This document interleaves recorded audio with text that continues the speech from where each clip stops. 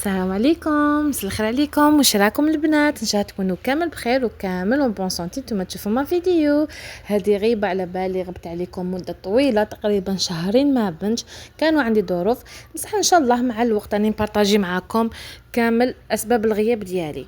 كما كنتوا تشوفوا اليوم البنات حبيت نبدا لكم هذا الفيديو بوصفه هكذا تفيدكم وتفيد جميع وحده راهي حيره واش طيب معاك وتشوفوا راهي دخلت سخانه يتو حاجه سهله لتمتم الطيب وتمتم توجد، والاهم من كلش بنينه واقتصاديه، يعني ماهيش مكلفه بزاف، هي عاديه. فوالا نجيبوا لي حبيبات باذنجان وجيبوا لي مقله قديمه شويه وروحوا نبداو الوصفه تاعنا على بركه الله. جبت هنا باذنجان نقطعهم البنات بشكل طولي، ما يجو رقاق ما يجو خشان، ودوك البنات نعطيكم لاستيوس باش ما يشرب لكمش كامل الزيت. كيما كنت تعرفوا البنات الباذنجان يشرب الزيت، الو البنات هنايا جيبوا الباذنجان تاعكم قطعوه شرائح طويله كيما كنت تشوفوا، تكون رقيقه شويه وما تكونش خشينه هكذا باش يطيب لكم بيان. الحاجه الاولى اللي ديروها ما ديروش الزيت البنات في المقله تاعكم، جيبوا فنيجل ولا هكذا عفسه، جيبوا بانسو ودهنوا غير هذاك السطح راح يكون راح يطيب فيه شغل تشبوه، ومام الشويه تاعو مش راح تجي ماشي بنينه باسكو تجي فيها شويه زيت. والبنات لاستوس دوزيام ما ديرولوش الملح. وكاين استوس تروازيام كي تحبي تقلي الباذنجان تاعك وما تحبيش يشرب زيت ديري له مغرفه فرينه في الزيت هذيك. فوالا من جهه البنات جيت نطيب لاصوص طوماط ديالي، جبت هنايا 2 حبات طماطم، درت الملح فلفل اسود طماطم مصبره شويه عكري والزيت بيان سور، ونخليها تتقلى في غردها. تحبي تضيفي توم ضيفيه، تحبي ما تضيفيش ما تضيفيش. انا هنايا في الوصفه تاعي ما درت لهاش الثوم.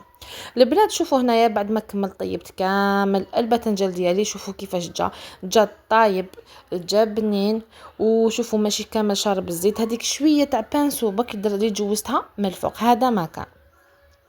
هنا البنات نخلي لاصوص طوماط تاعي طيب في غردها.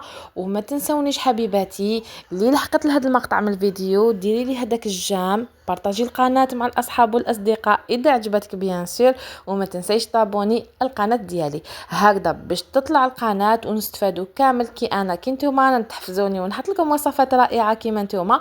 وانتوما تاني تخلوا لي دوك لي كومونتير شابين هذوك اللي يحفزوا. ومن جهه حبيباتي بعد ما طابت لي هذيك لاصوص طوماط طاب لي هذاك الباذنجان، نروح نرابي حبه بصل تكون متوسطه البنات، تحبي ديريها في الاشوار ولا سكرفاج ولا قطعيها يعني انتي والذوق ديالك. ندير فيها زيت، انا نقلي قبل هذاك البصل، انا دائما نحب البصل تاعي نقليه هو الاول هكذا باسكو انا دوريجين ما نحبش بزاف البصل. دونك نخليه يتقلى شويه يتكراميليزا شويه ماشي او بوين يتنحرق هكذاك يدوب لي شويه برك. كيما راكم تشوفوا نجيب الدجاج المفروم ولا اللحم مفروم ولا دند مفروم، يعني انتي واش عندك. انا هنا درت اللحم، ندير فيها ملح فلفل اسود، يعني مام لي زيبيس ما واش رايح يسحق بزاف. فوالا وميم طون راني نقلي في هذيك لا فيونداشي نفتحها كامل بالمغرفه تاعي. هنا البنات نخلي اللحم ديالي يطيب في غردو، من بعد نوجد كامل لي زانغريديون ونجي ندير البلا تاعي. هنا البنات الباذنجان هنا قلت لكم بلي ما نديرولوش الملح قبل ما يطيب سينو يشرب لكم الزيت. هنا في الاخر ديروا شويه ملح من الفوق، وتجيبوا هذه لاصوص طوماط بعد ما طابت، لا فيونداشي بعد ما طاب. وهنا نجيب البلا تاعي، عندي هنا كريمه طازجه وجبن مبشور. هنا البنات انا درت بلا هكذا، هاد لي بلا صغار فرديين، نتوما تحبوا ديروا بلا كبير وديروه على ضربه خير. انا كنت هنايا درت لي بلا صغار. فوالا اول طبقه نديرها البنات هي الباذنجان. هنا البنات انا خرجت لي كميه كبيره باسكو درت فرديين. فوالا انا درت 2 فرديين درت واحد كبير. هنا البنات طبقه ثانيه نديرو فيها لا فيونداشي ونديرو شويه لاصوص طوماط. يعني واش نحكي لكم يا البنات هذا الطبق بزاف بزاف بنين، بزاف بزاف بنين، يعني اللي يحبوا الباذنجان راح يعشقوا فيه. ومن بعد مور هذاك لا فيونداشي ندير لاصوص طوماط، مور لاصوص طوماط ندير طبقه اخرى تاع واسمو تاع الباذنجان. فوالا هنا البنات قلت لكم هاد الطبق بزاف بنين وخفيف. هنا ما نديرو لا بيشاميل لا والو، حنديرو شويه كريمه طازجه من الفوق ونزيدوا له جبن مبشور.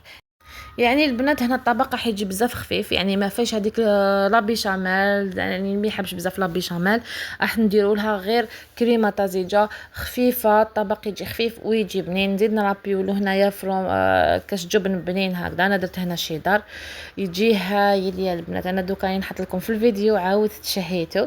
فوالا البنات نخليه يتحمر غير من الفوق كيما راكم تشوفوا. بعد ما يطيب فوالا نحطو نقدمو يعني بصحتكم. الى فيديو اخر نزيد نحط لكم مزيد من الوصفات الرائعه.